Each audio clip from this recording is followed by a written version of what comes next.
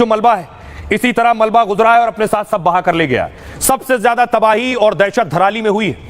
अभी 4 धाम यात्रा चल रही है तो बड़ी संख्या में श्रद्धालु आ रहे थे। बादल फटने से पूरा गांव बह गया है और कई तीर्थयात्री भी इसकी चपेट में आ गए। पानी इतनी तेजी से आया कि लोगों को भागने तक का मौका नहीं मिला। पानी और मलबे के सैलाब में 34 सेकंड में पूरा बाजार तबाह हो गया। भीषण बाढ़ से 20 से 25 होटल और होम स्टे तबाह हो गए हैं। कई गाड़ियां, दुकान और घर भी देखते ही देखते पानी में बह गए।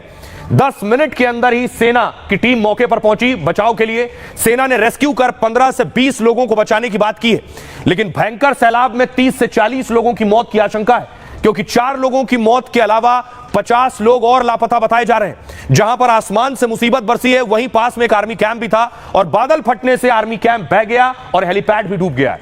मौसम विभाग का नया अलर्ट और भारी बारिश खतरा और बढ़ा रहा है। अगले 48 घंटे में बादल फटने और लैंडस्लाइड का अलर्ट जारी किया गया है। केदारनाथ और बद्रीनाथ के लिए भी रेड अलर्ट जारी हुआ है, लेकिन सबसे ज्यादा खतरा धराली में मौसम और भागीरथी का जलस्तर है। खबर है कि धराली भागीरथी नदी के किनारे एक बड़ी झील बन गई है और अगर यह झील टूटी तो कई गांव और डूब सकते हैं और भारी तबाही मच जाएगी। खतरे को देखते हुए उत्तरकाशी के सभी स्कूल कॉलेज बंद कर दिए गए हैं। देहरादून और गंगोत्री से सेना के जवान बचाव के लिए पहुंचे हैं, लेकिन इलाके में मोबाइल नेटवर्क ठप होने से बहुत दिक्कतें पेश आ रही हैं। अब एनडीआरएफ की टीम मौके पर पहुंची है। प्रशासन निगरानी कर रहा है। कंट्रोल रूम में, मॉनिटरिंग रूम में, ये मॉनिटरिंग रूम की तस्वीरें मैं आपको दिखा रहा हूं। उससे पहले ये देखिए, बाकायदा लोगों को अलर्ट किया जा रहा है प्रशासन की तरफ से। ध्यान घटना तथा लगातार बारिश होने के कारण भागीरथी नदी का जलस्तर लगातार बढ़ रहा है।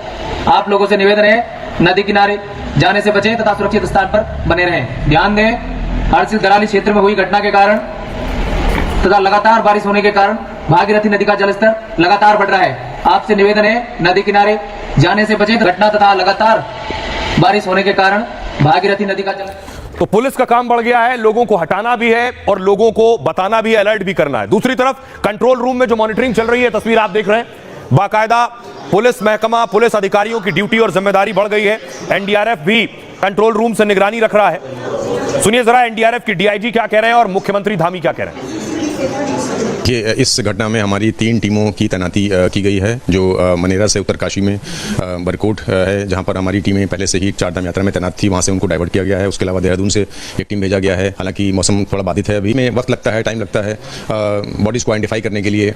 उसमें कुछ इंस्ट्रूमेंट्स हमारे पास रहते हैं जिसका उपयोग किया जाता है। कैडेवर डॉग्स हम ट्रेन कर रहे हैं, उनको भी वहाँ पर भेजा गया है। इन सब इक्विपमेंट्स का बेहतरीन उपयोग करते हुए हमारी कोशिश रहेगी कि जल्द से जल्द जो लोग वहाँ पर हताहत हुए हैं बॉडीज़ को रिकवर किया जाए। लगभग 70-80 लोगों को अभी सुरक्षित स्थानों पर निकाल भी लिया गया है। तो बड़ी मैं समझता हूँ कि बहुत तेजी से ये बचाव का काम वहाँ पर हुआ है। इसके अतिरिक्त सभी विभाग यहाँ से कोऑर्डिनेशन में, सेना के साथ भी हम लोग लगातार कोऑर्डिनेशन में हैं, क्योंकि सेना के बेस कैंप के आसपास भी जो है ये मलबा आया है और कुछ सड़क मार्ग भी बाधित हुआ है। लेकिन डीएम और एसपी मौके पर पहुंच रहे हैं। नेताला के पास कुछ रोड खराब हो गया था। मौसम बड़ी चुनौती है, इस समय भी वहां पर बारिश हो रही है। इसके अतिरिक्त यहाँ पर सभी प्रकार की अभी यहाँ समीक्षा की है। स्वास्थ्य विभाग अपने स्तर पर डॉक्टरों की तैनाती कर रहा है, दवाइयों की वहां पर तत्काल व्यवस्था कर रहा है, भोजन